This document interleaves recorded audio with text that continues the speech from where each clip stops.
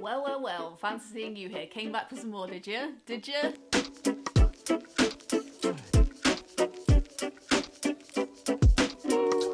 Today we're going to be doing a tag video, and do you know why? Because I'm meant to be a booktube. I feel like I sit somewhere between a booktuber, an essay tuber, a brain fart tuber. That should be a thing, and I would like a convention around that, please. But I often have this imposter syndrome thing where people talk about the booktube community, and I almost feel like I'm not really a booktuber, which is mad because I've had a channel for 10 years where I talk about books, and then I also have this bastarding thing. Da-da-da-da. I think perhaps, Lena, the definition of imposter syndrome is having a massive slab of glass in your house that says London Book Fair Book Vlogger of the Year with your fucking name on, and you're still like, am I allowed to do book tags? It also doesn't really feel like a very real achievement because the awards ceremony and all of the announcements were all cancelled because of coronavirus. So I just got this self-congratulatory block of ice through the post. So I feel like I'm yet to process anything really, which is segue what this tag is all about. It's a tag that's been around for a long time. I'm going to link the original creators below, but I can't think of a tag name that calls to me more right now than mid-year freakout tag. I'm just going to give you some stats. We all know how I like a little bit of data. Last year I read 51 books. Presently it's June the 22nd and I am on my 54th book. That and the fact that I'm making meals that look like this means that I'm either becoming my own hero or I'm actually having a meltdown. It might be the second one. So, oh my god, I've always wanted to say this. Let's get into it. Sorry, I should. It's bad, Lena. To put it in a more British sense, let's get this shit over with. That's the direct translation, by the way. Number 1, the best book you've read so far this year. That is going to have to be, and I will bore you again, We're the Weather. If you've watched any of my last 7 videos, I've mentioned it in every single one, so I'll spare your ears for now, but like, this is a very good narrative non-fiction book about the cultural and social, but also factual reasons why climate change is so hard for us to get our head around and why it links to literally everything. Number 2, best sequel you've read so far this year. So I've only read 1 sequel this year, which in the offline reading communities I'm part of is like completely normal, but I feel like on BookTube is like very abnormal. But the only sequel I've read is The Ballad of Songbirds of Snakes, and I chronicled my journey with this book in a video that I'll leave above. I obviously had a lot to say about this book, especially because of my journey with the Hunger Games. I'm actually going to give this book away to a Gumption Club member, which is my Patreon group, because I don't think I'm going to reread it. And while it was cool, and I love some of the characters in it, and I loved revisiting the world, like now I've had a bit more distance from it from when I made the video. It's not a keeper for me. It was like a good one, and I'm like, Suzanne Collins, you still have all my respect. But I'm probably like I'm almost sure I'm never going to reread it, so I'm going to be giving that away. Watch out, Gumption Club members. Can I do the eyebrow thing? No. So yeah, but that was the only sequel, so it's gonna have to be the best one, I guess. And it was. We had a good time together. It was a spring fling. The new release you haven't read yet but want to. So I was gonna mention Clap When You Land again, which I'd already mentioned in one of the videos. Elizabeth A. Sfido wrote Poet X, and this is a proof of her new book. It's a novel written as poetry, which is my kink. And I might actually listen to this in audiobook. I've been thinking about it and maybe giving this proof away as well, because I just love listening to poetry read out in the way it's intended to by the author. And I love Poet X, so I'm excited. But I also wanted to use the space to mention 2 more books that I just discovered that I'm really excited to read. One is one everyone was talking about on like British book Twitter, at least, was The Vanishing Half. God, I don't know where I'm from. Half or half? The Vanishing Half. That sounds wrong. But The Vanishing Half sounds regional people who have moved to London and are becoming rapidly more bourgeois. Say hi to me in the comments. I've heard absolutely nothing but good things about this book. The cover's beautiful. It's about twins. Deborah Levy likes it. Bernardine Evaristo likes it. Candice Carty-Williams likes it. Sarah Collins likes it. I mean, who am I to argue? And then also when I was browsing, I found this really cool book, The Lovely City by Louise Hare. Last year I went to a few events around Windrush. I also went to go and see Small Island at the National Theatre, which is an adaptation of a book I read a long time ago by Andrew Levy. And I read Homecoming, which is this wonderful account of living Windrush generation British people talking about what it was like when they first arrived in Britain, which was written and kind of compiled by Colin Grant, who I interviewed, and he's like a wonderful person and writer. After my recent video about untangling the myths of World War II, and because I wanted to build on the knowledge I got last year about Windrush and learn even more, I saw this book and thought it was absolutely perfect. So the blurb says, with the Blitz over and London reeling from war, jazz musician Laurie Matthews has answered England's call for help. Fresh off the Empire Windrush, she's taken a tiny room in South London lodgings and has fallen in love with the girl next door. Turning to Soho's music halls by night and pacing the streets as a postman by day, Laurie has poured his heart into his new home. It's alive with possibility, until one morning he makes a terrible discovery. Those end papers are gorgeous, it's foiled, and I'm so excited to curl up with this. I think it's going to be really good. Number 4, most anticipated read for the second half of the year. I do say half, what's wrong with me? Who do I think I am? So, something that absolutely zoomed over my head was the fact that Caitlin Moran has a new book coming out in autumn.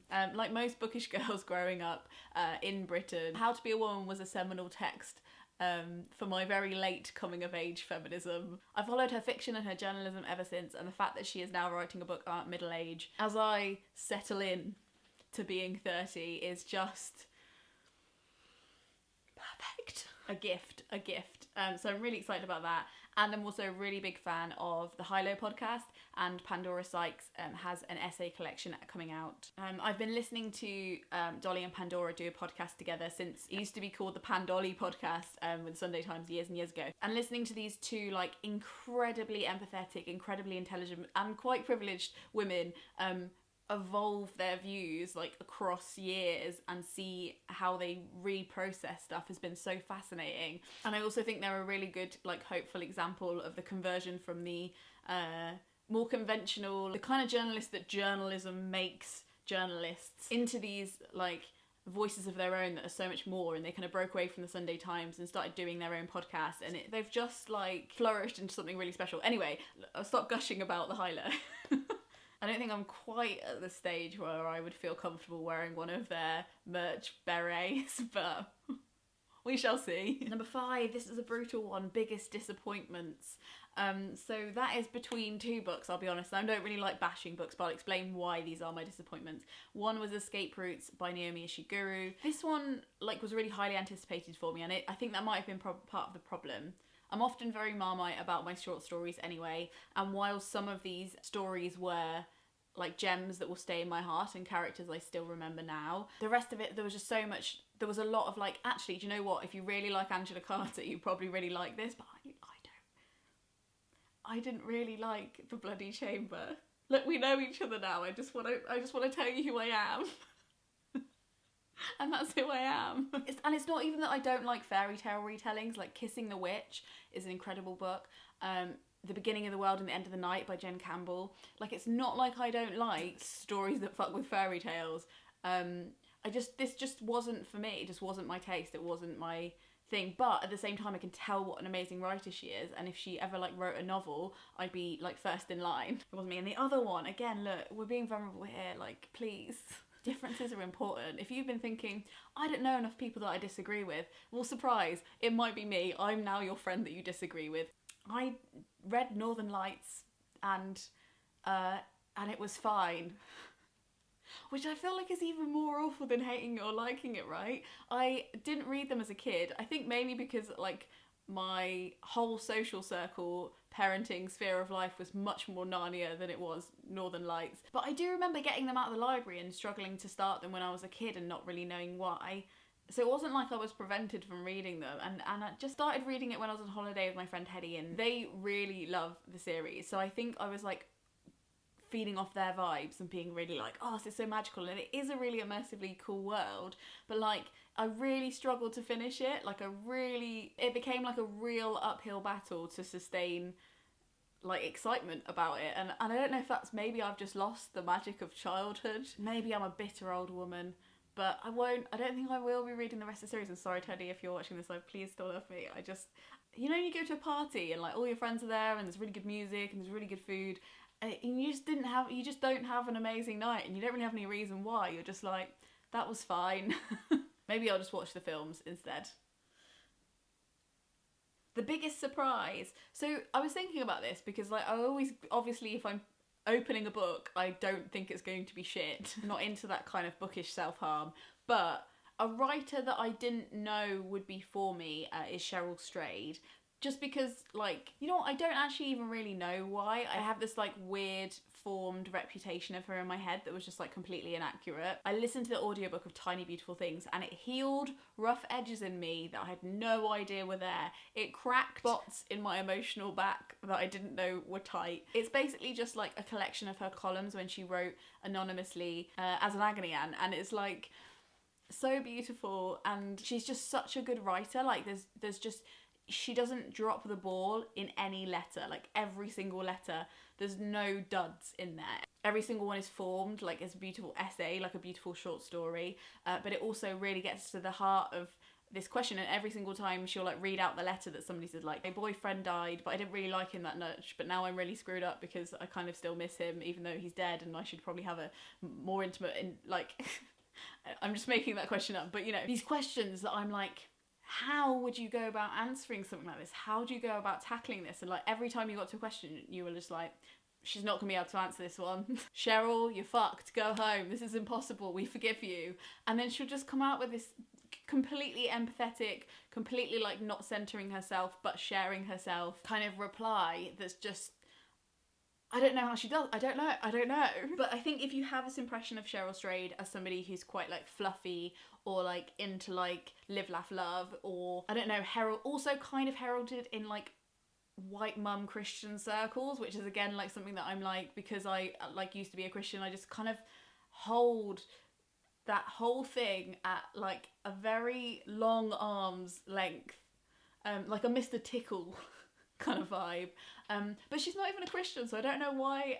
Anyway, do you ever have that where you just, like, don't know where you've picked up subliminal stuff from, and you're like... The point is, Tiny Beautiful Things is incredible. I recommend that you read it, especially listening to it is lovely because she reads the audiobook and she's great. And I think that if you have, like, a relationship or friendship or career problem that you're struggling with, it might be in there. And also parent complex questions, like, Jesus, the parent complex question.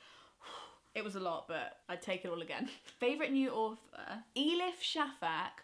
Oh my god. So there's this project, right, where loads of authors, I'll leave the link below, but basically loads of authors have been commissioned to write books that nobody else is allowed to read, and they're being buried in the earth with all of these in this forest that they've grown, especially for the books to be printed on, and they're going to be open... I'm getting too excited. They're going to be opened in 100 years, and then they're going to be published in 100 years.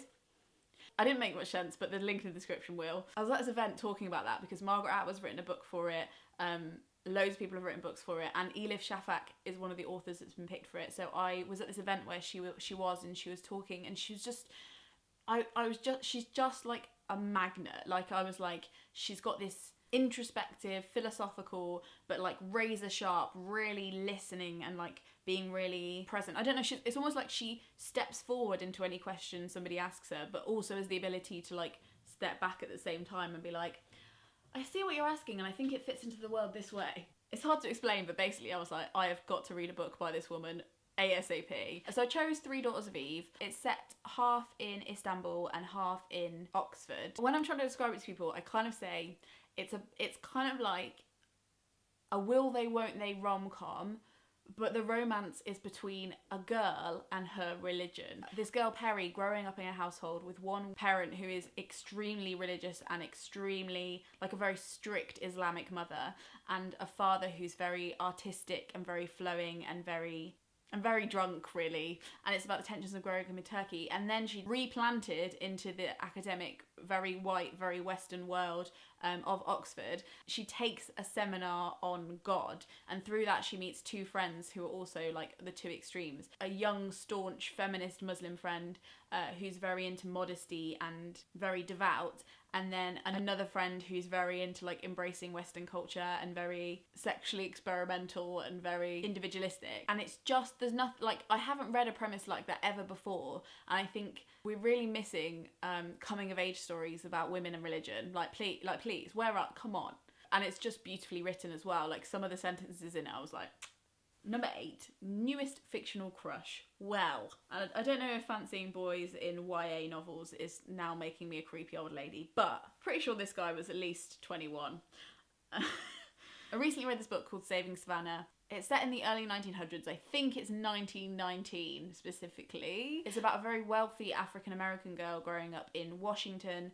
And it was real interesting to read this month because the Spanish influenza is going on. So everybody's wandering around with masks and worried about being infected. Outside of a very privileged bubble, she's slowly becoming aware of lynchings and race riots and white women trying to get the vote and encountering all the different perspectives that black women have about that. And basically we join Savannah when her bubble is slowly bursting and she's starting to see this world outside of that. And she's also encountering prejudice within her own culture of like African American people who are very suspicious of blue black people and people who are descended from slaves or people who were previously slaves. And it's just a part of history I have never been taught about. Not that we were really taught about any American history in British schools, but I'm sure I'll talk about it again. But I do realise I'm supposed to be talking about a crush in it, so I'll leave that for now. But it's incredible, and it's also based on lots of history, and there's lots of real characters that come into the book that you can read in the appendix and read all about their real life story. So it's just, I think my favourite kind of way is historical way, I think, especially when there's like real characters that come in. Like, it hits my Lottie Project buttons. But yeah, there's this boy in it called Lloyd, and he's a socialist, and I mean, what more do you need to know? But he's just really warm and really intelligent, but also doesn't alter himself for anyone. And like, number 9, newest favourite character. So I did a blind recommendation with a bookseller from Burley Fisher Books.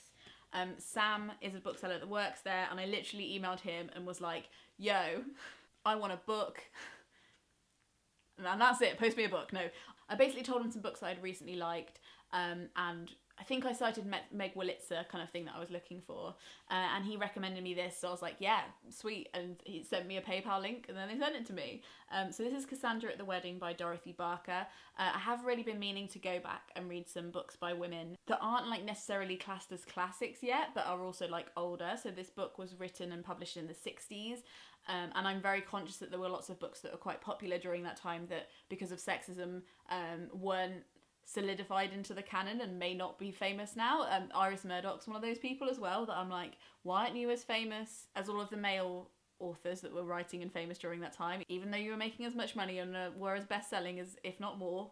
So this is set in the 60s, and it's about Cassandra, who really reminds me of Lady Bird in a lot of ways. She's like a very, I very loath to use the word spunky, and I really need to find a new word, but she's a very like brilliant, clever, racked with nerves character whose twin sister Judith is about to get married, and she is driving to the wedding because she wants to stop the wedding. She believes that Judith and her have this undeniable twin connection, and anything that fucks with that isn't on with her. It's a really good premise, it's really beautifully written. I really couldn't tell where it was going, and it has some moments in it with a capital M, but this is really good and felt very not like it was written in the 60s. So yeah, Cassandra is a fave character, definitely. Book that made you cry has got to be The Elegance of the Hedgehog.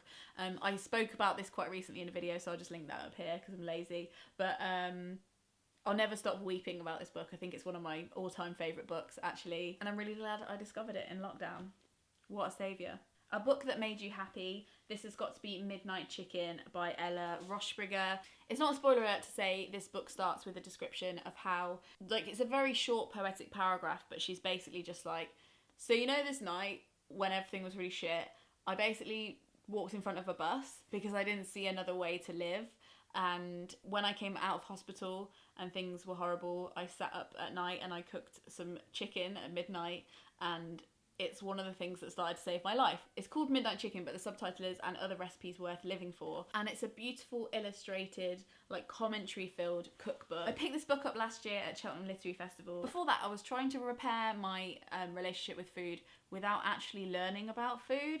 Brilliant. Well done, Lena. And like also just like learning to enjoy food and understand how it works without it being really intimidating and having to watch loads of like really pretentious cooking shows that I'm just never going to enjoy. God, I'm getting really controversial in this video, aren't I? Sorry, I've lost all human nuance in lockdown. It's got beautiful illustrations, and I ended up reading this book because it has like some really, each recipe has like a small essay at the beginning about like how it connects to her life and a little story about it.